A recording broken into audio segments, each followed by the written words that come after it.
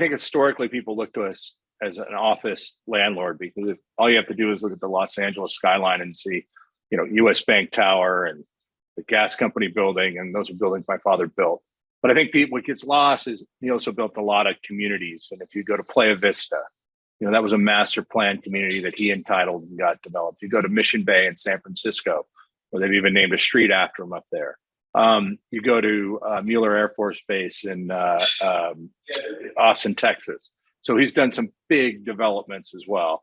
I myself have owned everything from office to self-storage to industrial to building apartments and condos. So we have a breadth of knowledge. We own data now. Our partner Scott has owned marinas and hotels. So we firmly believe that we have the expertise and the background and the experience to be in just about every asset class. What we then do is say, where are the opportunities? And as I mentioned before, we really believe demographics are the driver of real estate.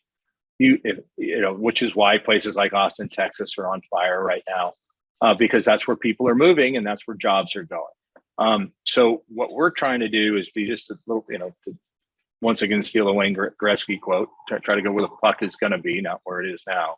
So we're trying to find those markets where we think, whether it's industrial, multifamily, office, or data, where the next opportunity is. And there are bets involved when you do that. There's no right answer, but the kind of returns we try to get for our investors demand that we do that.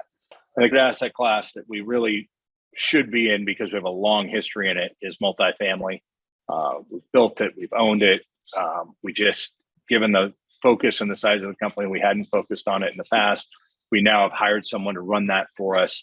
And so we're very focused on multifamily. I would say in the markets where we see the growth, whether that's, between Phoenix and Tucson, or Boise, or smaller towns in Colorado, Portland, Oregon, where we're seeing people moving in an economy where there are most definitely jobs that don't have to be done in an office. Doesn't mean the whole structure of the economy is that way. We see people moving to towns like that. And it's interesting. I mean, I think, if you work at Apple and you're in the hardware group, you got to be in the office. I mean, that's secret stuff that you can't. If you're in the software group, do you have to be in every day? I think it's a debatable question. I do think overall, most companies are going to, out of a fear of not having a cohesive team and a fear of hacking and cyber attacks, are going to make the office a piece of this that's very important. Doesn't mean you can't do stuff at home, but I think that culture is so important. I mean, how many business books have been written in the last 40 years about culture? They're going to be twice the amount built around whether you can have a culture if you never see someone. You only see somebody on Zoom. But we really think that these markets that are growing provide an opportunity for us. Now, that's not to say we don't love California. I mean, you can take all the swings you want at California, but last I checked, it's like 81 degrees on November 30th.